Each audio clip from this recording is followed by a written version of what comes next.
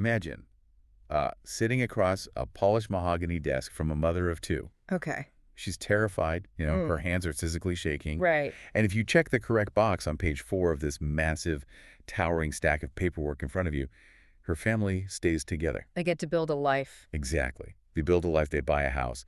But if your hand slips, or if you get distracted for even a fraction of a second. Which happens to everyone, right? If you check the box on page 5 instead, she is deported next week. Wow. Yeah. The margin of error is literally 0. And welcome to the invisible, incredibly intense world of high-stakes United States immigration law. It is a staggering amount of pressure. It really is. I mean, we usually associate that level of zero-tolerance precision with, like, engineering or surgery. Right, where the math holds or the patient crashes. Exactly. But in this field, you are doing that exact same high-wire math while looking directly into the eyes of the person whose entire future is balancing on your pen. And most professional environments, they allow for a draft phase, A review phase, yeah. Exactly. A margin where mistakes can be caught and quietly corrected before anyone notices. Like a safety net. But in the landscape we are exploring today, the government agencies on the receiving end of these documents, they do not offer grace periods for typos. No grace periods at all. A misplaced date or a misunderstood regulation isn't just an administrative headache. It triggers a cascade of catastrophic real-world consequences. And that is exactly why today's deep dive is so incredibly fascinating. I agree. We have our hands on a source document that is, well, it's essentially an internal playbook. An inside look. Yeah, it's an immigration law firm interview guide. Right. It's this unbelievably dense, comprehensive resource designed specifically for candidates trying to navigate the brutal interview process at top-tier immigration firms. It's intense. It's supposed to teach them how to prove they have the technical knowledge, the emotional stamina, and the modern tech skills to survive in this environment. But the reason we are analyzing this specific document today isn't just to talk about the legal industry, right? No, definitely not. The mechanics of this guide offer a profound blueprint for anyone. Totally. If you are listening to this right now and you are prepping for a career shift into management, or maybe you run a team that handles volatile client relations. Or you're just deeply curious about the psychological filters elite organizations use, Exactly. Finding talent in high-stress environments. This document is an absolute goldmine. It really strips away all the standard corporate interview cliches. Shows you what decision makers are actually hunting for when they literally cannot afford a single mistake. Okay, let's unpack this, because I want to jump right into the core paradox that the text introduces on page 1. The dual demand. Yes, it basically shatters the illusion of what it takes to do this job. Yeah. I always pictured the high-powered legal professional as this stoic, almost robotic figure. Someone who just processes complex text in a quiet, dark room. Exactly. But this guide explicitly warns the candidate, and I'll quote it directly here. Go ahead. It says, "You aren't just processing paperwork, you are managing lives, livelihoods, and futures." Yeah. It says the job demands a rare blend of rigorous attention to detail and genuine empathy. And that dual demand is the central tension of the entire interview process. How so? Well, interviewers are effectively testing two completely different, almost opposing hemispheres of a candidate's brain. Like the analytical side and the emotional side. Precisely. On one side, they are relentlessly probing technical and procedural competence. And you do the math, essentially. Right. They need to know if you can navigate labyrinthine government regulations without a single misstep. But on the other side, they're conducting behavioral and scenario-based testing to see if you can handle the crushing emotional weight of the clients. it honestly sounds like they're looking for an air traffic controller who also has to personally console the passengers in the cabin. That is a phenomenal way to visualize it. Right, because think about the psychology of an air traffic controller.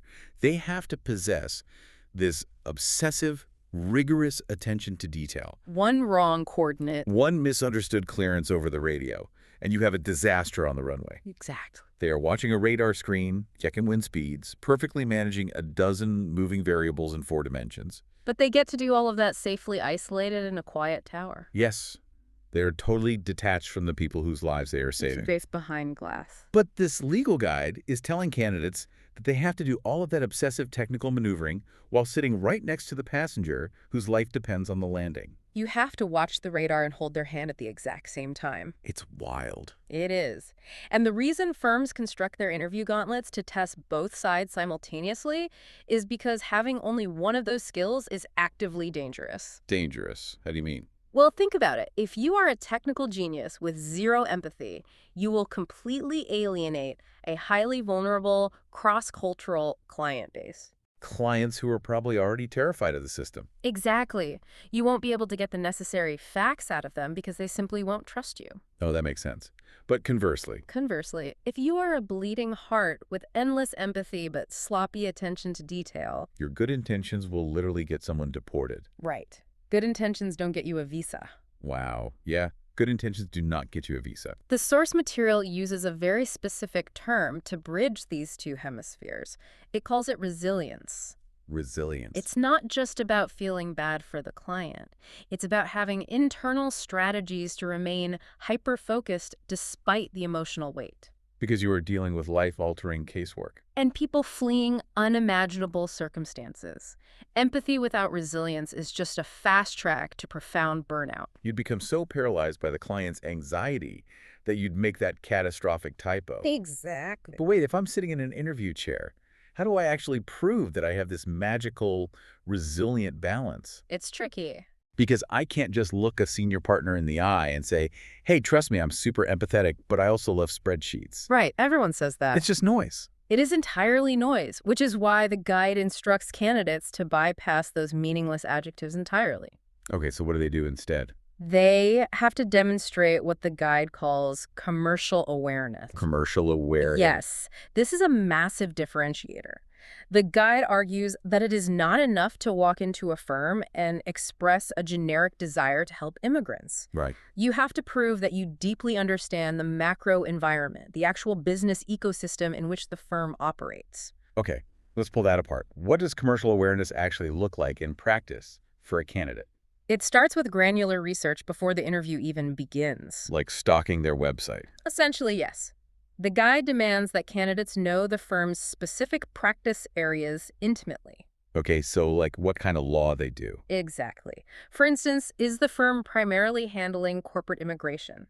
Like tech companies. Right. Are they dealing with massive tech companies trying to secure H-1B visas for software engineers? Okay. Or is the firm specializing in family-based asylum, dealing with refugees fleeing state persecution? Wow, because those are two entirely different universes of stress. They really are. I mean, a tech company missing a visa deadline means a delayed product launch. Unfortunate, but not lethal. Right. But an asylum seeker missing a deadline means they might be sent back to a country where their life is in danger. Exactly. The emotional stamina required for one is totally different from the other. Precisely. And if you walk in not knowing which universe that specific firm operates in, you instantly prove you lack commercial awareness. You already lost. Basically. But the text pushes it even further. Commercial awareness means actively tracking the news cycle. Oh, like reading the paper every morning. Yes. The guide instructs candidates to be fully aware of recent executive orders, major federal court rulings. Or like significant processing shifts at USCIS, right? Yeah. United States Citizenship and Immigration Services. Exactly, because mentioning how a current geopolitical event or a new government policy might impact the firm's client base shows you are proactive. It proves you understand that immigration law isn't static. Right. It's a living, breathing, often chaotic ecosystem. I want to highlight this for everyone listening, regardless of what industry you work in. It's so applicable. It really is. This concept of commercial awareness is the key to entirely changing the power dynamic of a job interview. How so? Well, do you just know how to execute the tasks on your desk, or do you understand the macro environment your company is fighting in? Right. If you go into an interview for a marketing role, and instead of just talking about your graphic design skills, you say, hey, I saw the new privacy regulations that passed last week. Yes. And here's how I think it affects our customer acquisition costs for Q3. You aren't a subordinate asking for a job anymore. Exactly. You are a strategic partner offering a solution to a problem the CEO is currently losing sleep over. You step out of the execution layer and into the strategy layer. I love that. But as the source material strictly outlines, all the high-level strategic thinking and commercial awareness in the world is useless if the foundational execution is flawed. Right, the actual paperwork. Which is why the interview guide inevitably forces candidates through an absolute crucible of technical knowledge. I was looking at this section in the guide, and it is a dizzying alphanumeric soup. It's intimidating. Let me just rattle off some of the forms the guide expects candidates to be intimately familiar with. Go for it. Okay, there's the I-130, which is the petition for alien relative. Right. There's the I-129, the petition for a non-immigrant worker. The I-485, the application to adjust status. It's essential. The I-765, which is the work permit. The I-539 for extending a status. Yeah. And then foundational administrative forms like the G-28 for attorney representation and the I-797 notice of action. It is an incredibly dense lexicon. Just reading the list gave me a headache. But this is where I have to throw a flag on the play. Okay, what's the issue? If I am the candidate, what is the strategy here? Do I just turn myself into a human flashcard app? Oh, I see where you're going. Right. Like, do I sit there and proudly recite, yes, the I-129 is the temporary worker petition, like I'm in a middle school spelling bee? No, absolutely not. Because that feels like it proves nothing other than rote memorization. Is that really what a high-level law firm wants? It is absolutely not what they want, and the guide is explicitly clear about this trap. Thank goodness. Rote memorization is a novice maneuver. The tactical advice section of the document states that memorizing the definitions of these forms is useless without understanding the underlying workflow. Workflow over definitions. Exactly. Give me an example of how a candidate actually proves that in the room. Think about the forms not as isolated documents, but as moving parts in a massive engine. Okay. Let's try to visualize this. Imagine the immigration process is like trying to get a passenger onto a highly exclusive moving train. Okay, I like this. I'm the passenger. I'm trying to get on the train. Right. Now, a novice candidate sitting in an interview will say, the I-130 form is the family petition. Which is true. It's true, but it's just the definition. Using our analogy, the I-130 is just the piece of paper that proves you are related to someone who is already legally on the train. Oh, okay. It proves your relationship. But the I-130 does not give you a seat on the train. You can't board. So I have proof I should be there, but I'm basically still standing on the platform. Exactly. The expert candidate, however, doesn't just define the form. They explain the workflow. So what do they say? They will tell the interviewer, I understand that the process begins with the I-130 to establish the relationship, but crucially, whenever legally possible, it must be filed concurrently with the I-485. Concurrently? Yes, concurrent filing. That's a massive concept in this document. It seems like the golden rule. It is the golden rule of efficiency. The I-485 is the actual application to adjust your status to a permanent resident. So going back to our train analogy. The I-485 is your actual seat ticket. If you file them separately, like if you send the government the relationship proof, wait 2 years for them to approve it, and then send them the request for a seat. You're wasting years of your client's life. You're leaving them stranded on the platform for years when they could have been writing. Wow, yeah. Precisely. And the expert candidate takes it even further. There's more. Oh, yeah. They say, we file the I-130 concurrently with the I-485, and we also include the I-765. Remind me, the I-765 is... The employment authorization, the work permit. Okay. In our analogy, that's your pass to the dining car so you can actually feed yourself while you wait for the train to reach its destination. Oh, man. That is brilliant. By handing the government all 3 of those tickets at the exact same time, the relationship proof, the seat request, and the work permit, you are fundamentally altering the client's quality of life. That completely changes how I view this technical soup. Right. It's not just, here is a hammer, here are some nails. No. It's, I swing the hammer at this specific angle to connect these 2 joists so the roof doesn't cave in. Exactly. You are demonstrating the connective tissue of the law.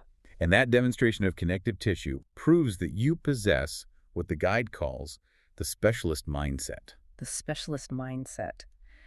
The text uses a fascinating phrase to describe this ideal candidate. What's that? It says you must position yourself as the firm's safety net. The firm's safety net. Why that specific phrasing, you think? Well, put yourself in the mind of the person interviewing you. Okay, I'm the senior partner. Right. It is likely a senior partner or a managing attorney. They are carrying the cognitive burden of 50 active cases. So I'm stressed. You are incredibly stressed, overworked, and you are terrified of missing a deadline that could result in a malpractice suit. So when I interview someone... You are not looking for someone you have to micromanage. You are looking for someone you can hand a complex file to walk away and know with absolute certainty that it will be executed flawlessly. You want a net that catches the mistakes before they happen. Exactly. But, I mean, how do you guarantee that? Because humans make mistakes. Always. Even the smartest lawyer gets tired, skips a line of text, or forgets to attach a document. How do you prove you are an infallible safety net? By fundamentally shifting how you talk about accuracy, the guide makes it very clear. The wrong answer in an interview is relying on human willpower. Willpower versus what? Willpower versus systems. Systems. Right. If an interviewer asks, how do you ensure your filings are 100% accurate? And the candidate says, well, I am deeply committed, I care about the clients, I double-check my work, and I drink a lot of coffee. Sounds like a standard answer.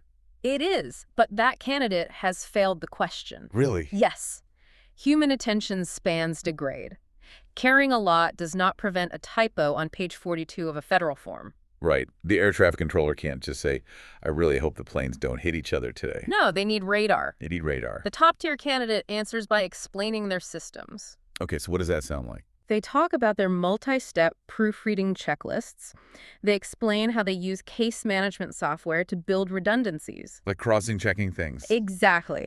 Cross-referencing expiration dates across 3 different calendars, so a missed deadline becomes mathematically impossible. Mathematically impossible. Yes. They explain that they don't wait for the partner to tell them the law changed. What do they do instead? They have an automated system that pings them every morning with USCIS alerts. Wow. You prove you are a safety net by showing that your accuracy relies on unbreakable infrastructure, not just a good night's sleep. That is profound. And again, if you are listening to this, apply this systems over willpower concept to your own career tomorrow. It scales to everything. It really does. If you are in finance, don't just tell your boss you will try harder not to make math errors. Build an Excel macro that flags anomalies before you even look at them. Yes. Or if you are in logistics, don't just promise to track the shipments better. Create a dashboard that visually redlines anything delayed by more than 2 hours.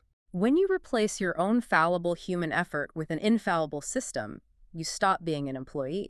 And you become infrastructure. It changes everything. It really does. But, as the guide astutely points out, perfectly concurrent filings and airtight checklists only solve half the problem. Oh, right, because of the human element. Exactly. Because while your systems might be perfect, human beings are inherently messy. Unpredictable. And prone to panic.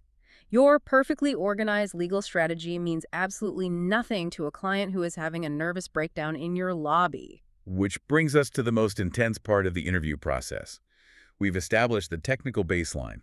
The math is done. Now, the interviewer is going to throw you into the behavioral gauntlet. Yes. They are going to role-play scenarios where the system breaks, the client panics, or the ethics get incredibly murky. And the guide recommends candidates use the STAR method to navigate this. STAR method, so that's situation, task, action, result. Exactly. You use that to structure your answers to these highly specific stress tests. The guide highlights 3 distinct crises that candidates must know how to navigate flawlessly. Let's walk through the first one. Okay, which is an incredibly common nightmare in this field. The panicked client. Right. The interviewer sets the scene for you. A client calls you. Their current legal status expires in a few weeks. We have very real fear. They submitted all their paperwork months ago, but the government has been completely silent. Nothing but crickets. Right. They haven't received an update. They are convinced they are going to be deported, and they are terrified. What is your immediate response? The psychology of the model answer provided in the text is a masterclass in de-escalation. How so? Well, most people's instinct when faced with a panicked individual is to immediately tell them to calm down. Oh, yeah. Or to rush straight into facts to prove there is no danger. Right. But both of those instincts are wrong. Because telling someone to calm down is the absolute fastest way to make them incredibly angry. Exactly. It's totally invalidating. The text dictates that the very first action must be pure emotional validation. What does that sound like? The candidate must say, I completely understand your concern, especially with your status expiration date approaching. Oh, so you don't dismiss the fear. Not at all. You validate that the fear is entirely rational given the circumstances. You meet them in their panic. But you can't just stay there and panic with them, right? No, of course not. Hmm. Once you've validated the emotion, you immediately pivot and deploy what we might call Legal armor. Legal armor. You use data to normalize the silence. How do you normalize a silent government? The model answer states, I've checked the current USCIS processing times, and because of current backlogs, it is common for this specific form to take several months. Ah, so you were telling them you aren't being singled out. The machine is just slow for everyone. Precisely. And then comes the knockout punch. The phrase that actually stops the panic attack. Yes. The guide explicitly requires the candidate to remind the client about their period of authorized stay. Period of authorized stay. Explain the psychological weight of those specific words for a client. Okay, to a client, their visa expiration date is a cliff. Right.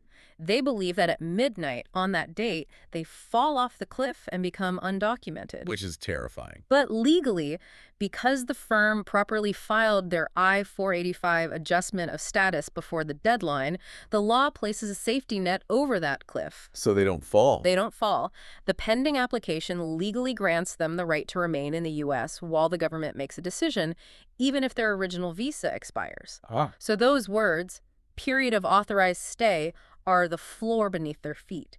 It uses deep technical knowledge to instantly alleviate profound emotional distress. That is so powerful. It's not just a pat on the back like, there. No, it's a legal shield. But the answer doesn't stop there. It doesn't. It finishes by establishing strict professional boundaries. Oh, very important. It offers a proactive step, saying, I will monitor your case status daily. Right.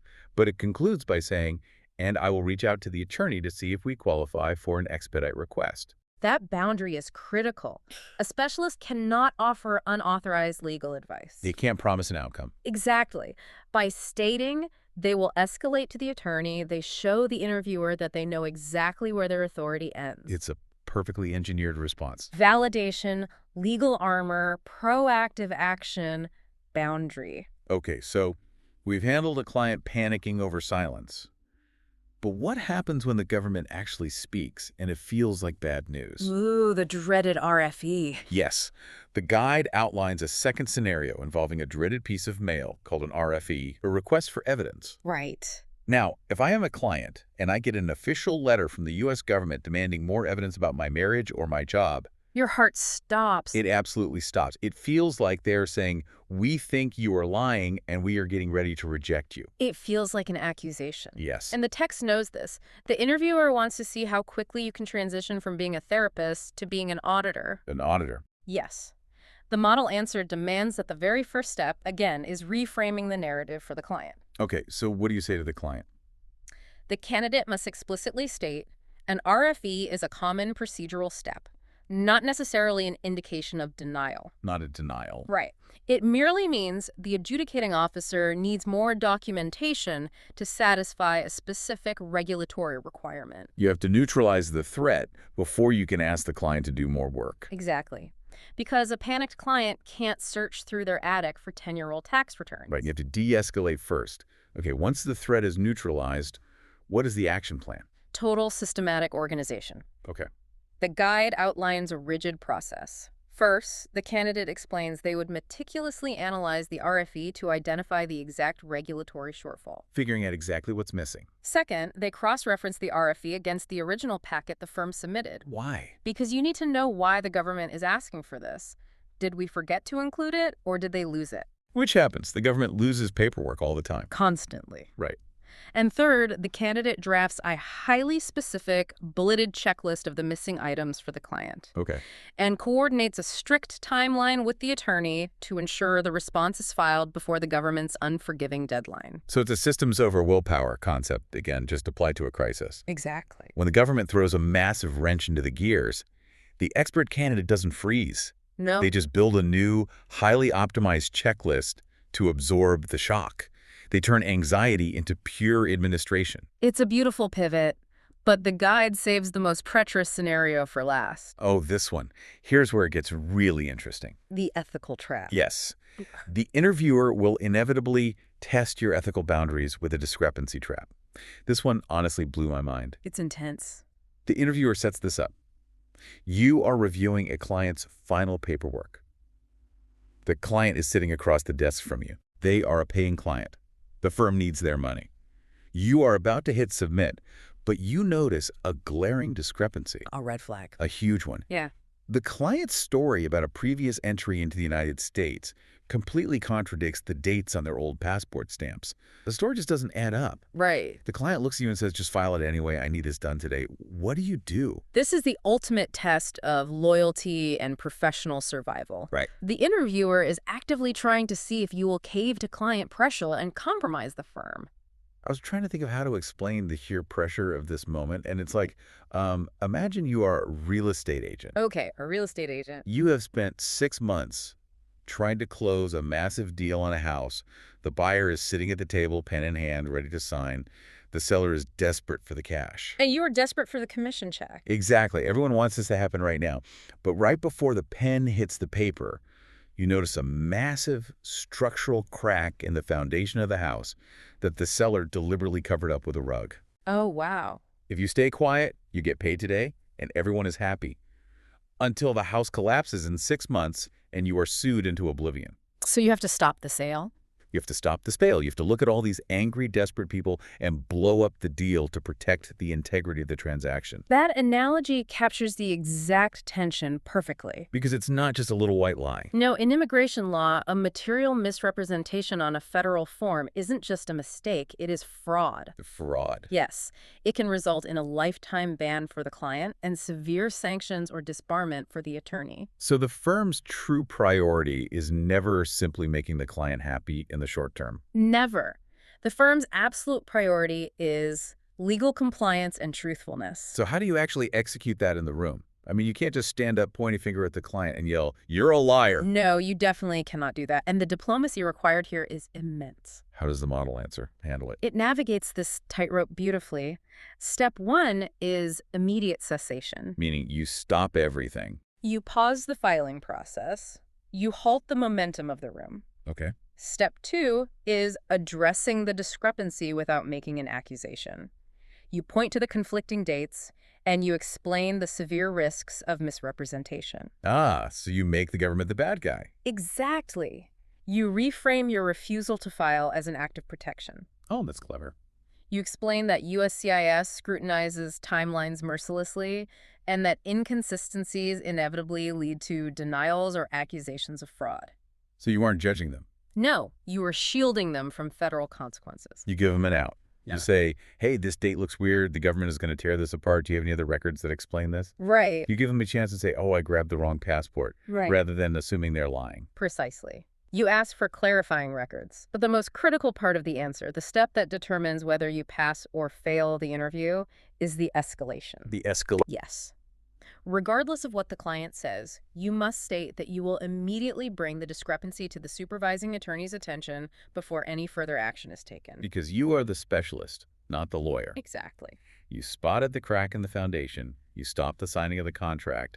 But it is not your job to decide if the house is legally salvageable. You call the structural engineer. You call the attorney. It demonstrates an unbreakable ethical boundary. You prove that no amount of client pressure, anger, or desperation will cause you to bypass the attorney's final legal determination. Wow. Handling all of this, the panic tears, the terrifying government letters, the intense ethical confrontations, it requires a level of emotional and social stamina that seems almost impossible to sustain for 40 hours a week, year after year. It is incredibly draining. How does anyone survive this industry without burning out entirely?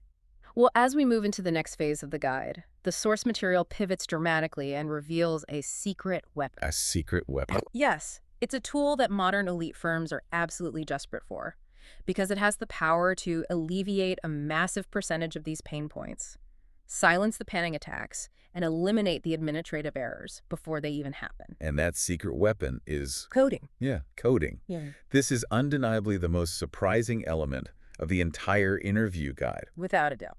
After spending pages rigorously dissecting complex federal regulations, the nuances of human empathy, and strict legal ethics, the document suddenly pivots into the realm of computer science.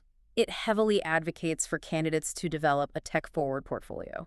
I honestly had to reread this section twice to make sure I wasn't looking at a different document. It feels very out of place at first glance. It explicitly suggests that a legal candidate should spend their free time creating a custom case status tracker webpage using HTML and JavaScript. Right. And then bring that code into the interview as a side project to show off. I really struggled with this.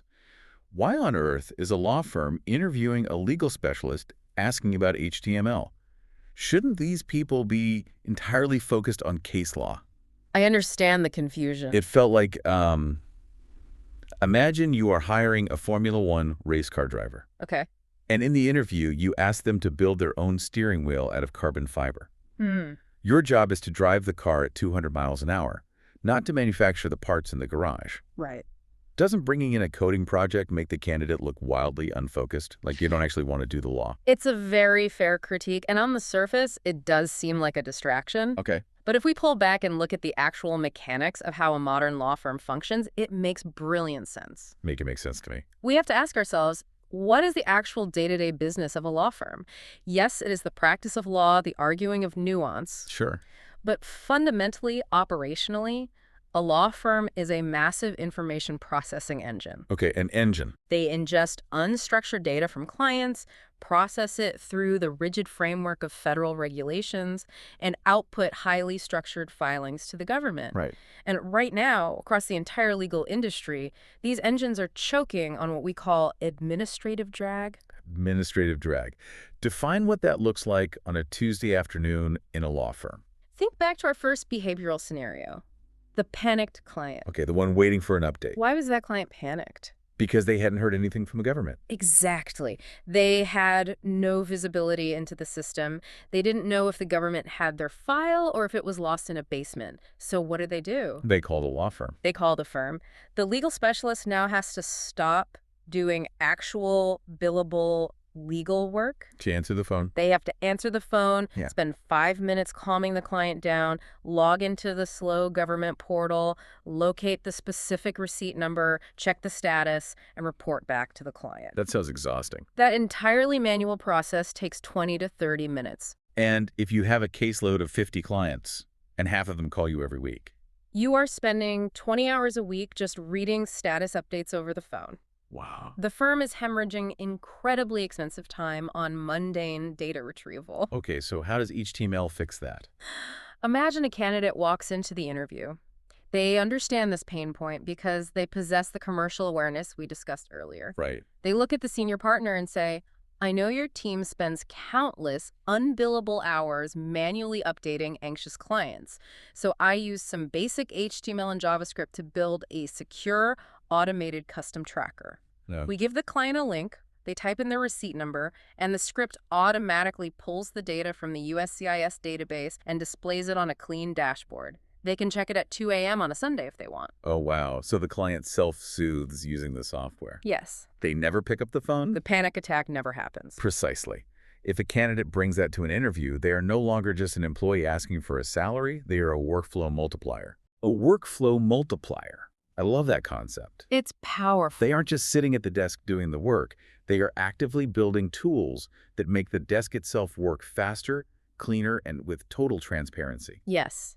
And the guide emphasizes that you don't actually need to be a Silicon Valley software engineer to do this. Okay, that's good to know. The document even provides a small snippet of code just to demonstrate how simple a basic status checker can be. The point isn't to build enterprise software. The point is the mindset. The mindset of building systems. Right. Whether you are writing a custom HTML script, or you are just an absolute wizard at configuring automated Trello boards, or you know how to write complex Excel macros that automatically calculate priority dates and flag deadlines in red. Tech savvy is the ultimate differentiator in an industry drowning in paper. Exactly. The text introduces a specific phrase for this, which it calls the bridge message. The bridge message. It's the core philosophy the candidate needs to project. The quote is, I'm not just a paper pusher, I'm a system builder. I'm not just a paper pusher, I'm a system builder that fundamentally redefines your value proposition to the firm. It does. Think about the immense confidence of that posture. Yeah. You aren't walking into that mahogany boardroom begging for a chance to fill out their forms. No. You are presenting yourself as an architect of efficiency. Yes. You are sitting down and saying, I understand the law deeply, I have the empathy to handle your most fragile clients, but crucially, I use technology to build systems that ensure our filings are mathematically flawless and our administrative drag is reduced to zero.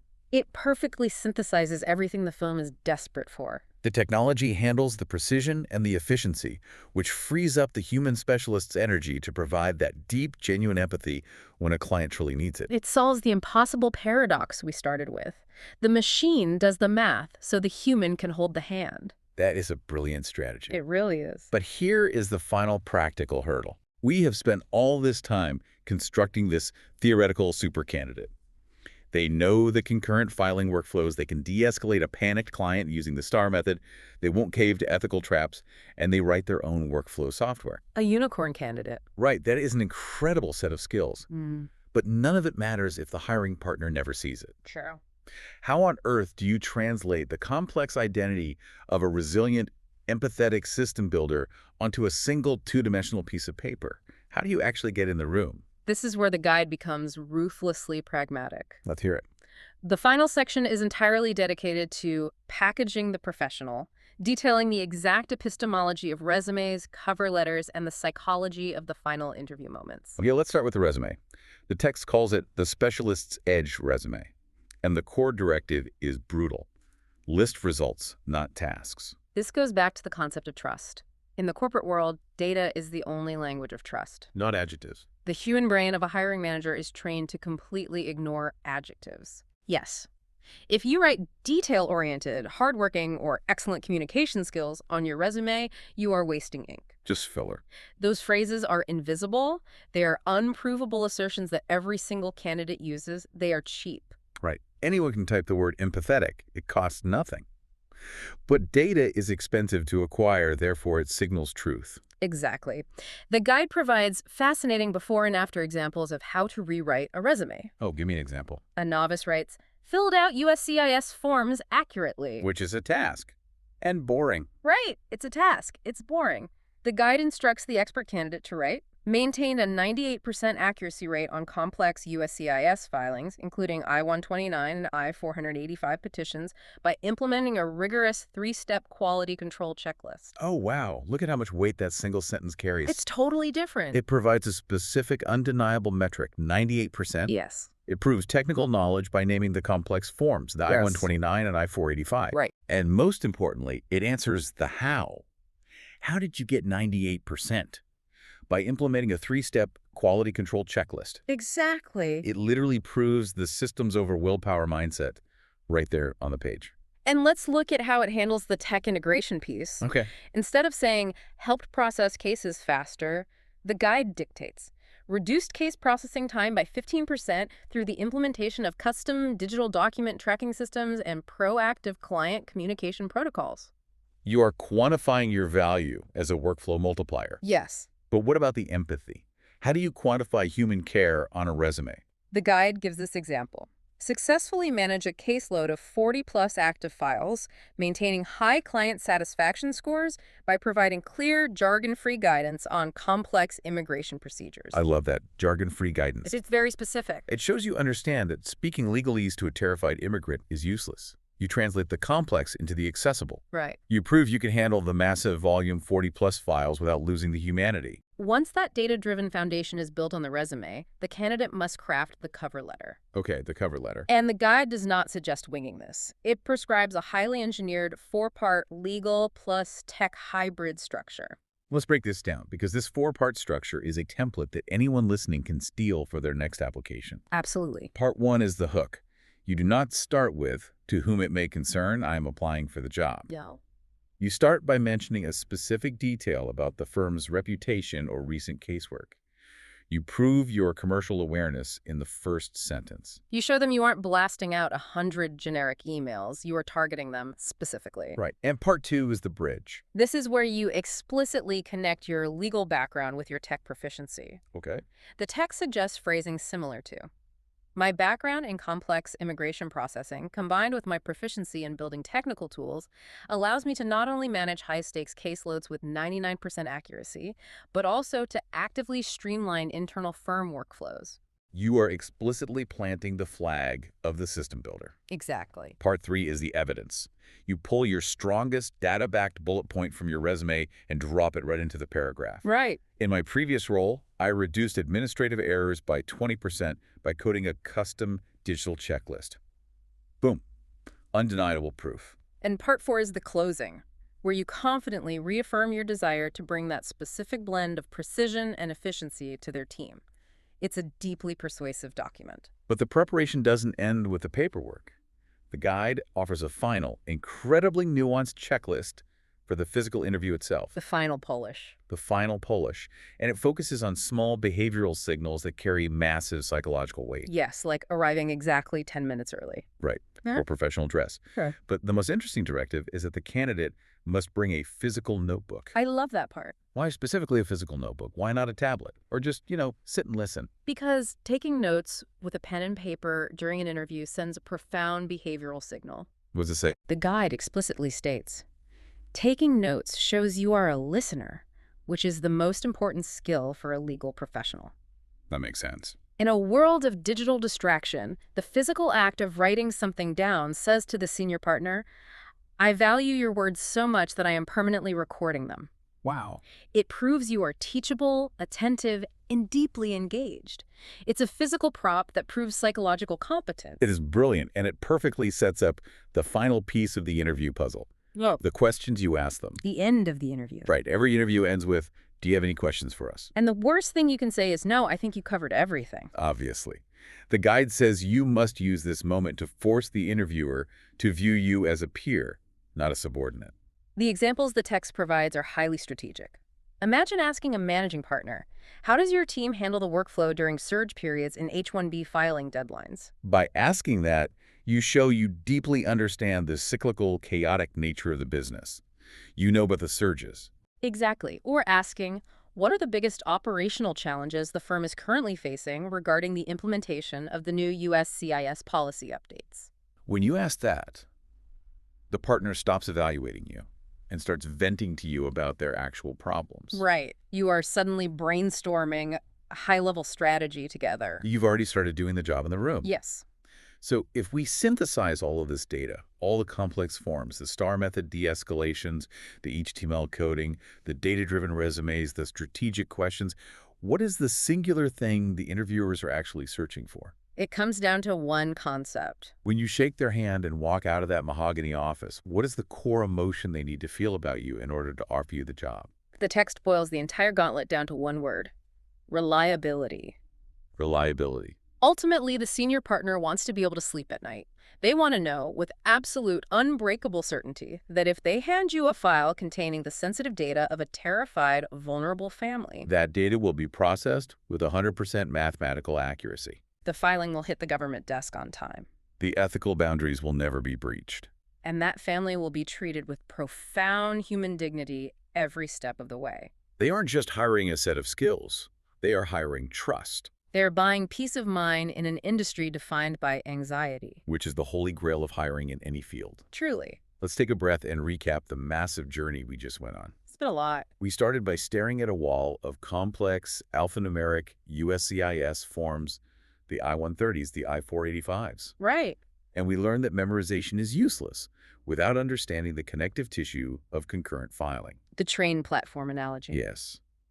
We move through the technical crucible, understand that true professionals rely on unbreakable systems, not human willpower. Systems over willpower. We dissected the deep psychology of the behavioral gauntlet, learning how to validate a panicked client while maintaining strict legal armor. And how to navigate the severe ethical traps of a discrepancy without compromising the firm. And then we pivoted into the unexpected modern necessity of tech integration.